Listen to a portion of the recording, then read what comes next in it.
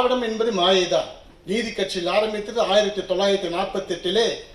அதற்கு பிறகு அதற்கு பெயர் மாற்றம் வந்து அது அப்பொழுதும் பெரிய குழப்பம் அவர்களுக்குள்ளாக.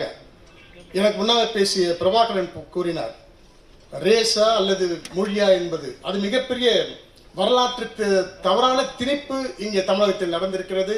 அதையும் நம்பிக்கொண்டிருக்கின்றோம். இதற்கெல்லாம் யார் காரணம் என்றால் ரோஷம் இல்லாத சுயநலம் மிக்க இந்துக்கள்.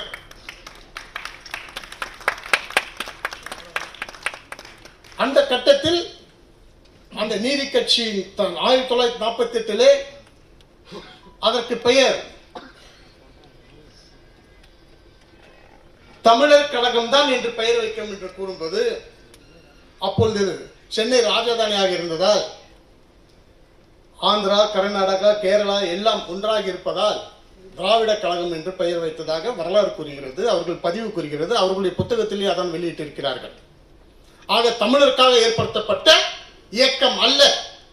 ஆரம்பத்திலிருந்தே முதலில் பிராமணர் எதிர்ப்பு என்று வருகிறார்கள்.